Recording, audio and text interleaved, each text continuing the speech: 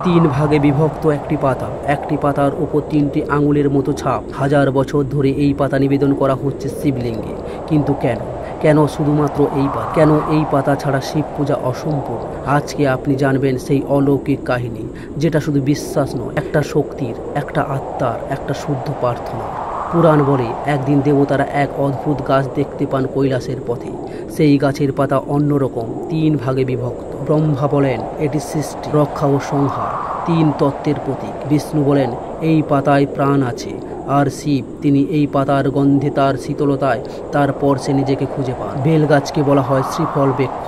এটি শুধুমাত্র গাছ নয়, এটি ব্রহ্মাণ্ডের তিন শক্তিকে ধারণ করে। প্রতিটি পাতার তিন ভাগ, ব্রহ্মা, বিষ্ণু ও মহেশ্বরের প্রতিনিধি। এই তিন অংশ একত্রে যখন মহাদেবকে নিবেদন করা হয়, তখন ব্রহ্মাণ্ডের সমস্ত শক্তি সেই প্রার্থনায় যুক্ত হয়। শিব হচ্ছেন তপস্যার দেবতা, উগ্রতা আর শান্তির মধ্যে এক ভারসাম্য।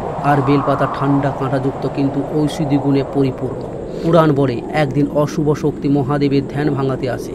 তখন এক ঋষি তিনটি বেলপাতা অগ্নিতে ঢালেন এবং সেই ধোঁয়া শিবকে রক্ষা করে। সেই থেকে এই পাতাকে রক্ষা, প্রশমন ও শান্তির প্রতীক হিসেবে গণ্য করা হয়। ভারতের বিভিন্ন অঞ্চলে বহু অলৌকিক ঘটনা সাক্ষী বেলপাতা।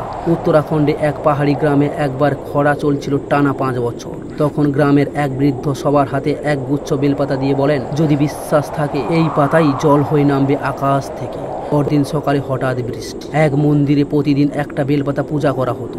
একদিন ভুলবশত পাতাটি ছেঁড়া হয়ে যায়। সেই দিনই মন্দিরে বজ্রাঘাত। পুরোহিত বলেন যা ভাঙা তা শিব গ্রহণ করেন না। বেলপাতার ভাঁজ যেন জীবনের পথ, যদি সেগুলি সততার সঙ্গে খুলে ধরা হয়, ঈশ্বর তার উত্তর দেন। যখন বেলপাতা মহাদেবের লিঙ্গ মূর্তিতে অর্পণ করা হয়, তখন তা জলের সঙ্গে মিশে নির্গত হয় এবং এক প্রাকৃতিক শান্তির অনুভূতি সৃষ্টি করে।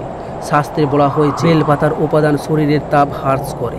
আর শিব তো তপস্যার আগুন, তাকে শান্ত রাখবেই এই পাতা। তারপর সে তাই শিব যেমন শান্ত হয়, তেমনি আমাদের জীবনেও নামে প্রশান্তি। শুধু বেলপাতা দিলেই হবে না, কিছু নিয়ম আছে। বেলপাতা কখনো ছেঁড়া, ছিদ্রযুক্ত বা শুকনো হওয়া চলবে না। 3টি অংশ অবশ্যই থাকতে হবে। শুদ্ধ হাতে পাতা তুলে নিতে হয়। ভোরে সূর্য ওঠার আগে নাম স্মরণ করে নিবেদন করতে হয়, ওং নমঃ শিবায়। যদি এই নিয়মগুলি পালন করেন, এই পাতা শুধু পুজোর উপকরণ নয়, একটি জীবন্ত আশীর্বাদ হয়ে উঠবে। শুধু শিবকে তুষ্ট করতেই নয়, বেলপাতা আমাদের মনে করিয়ে দেয় প্রকৃতি আমাদের কাছে সেরা উপহার। এবং প্রার্থনা শুধুই শব্দ নয়, একটা কম্পন, একটা শক্তি, একটা যোগসূত্র। মনে রাখবেন, বিশ্ব যখন অস্থির, তখন শান্তির দরজা খোলে শিবের ধ্যানে।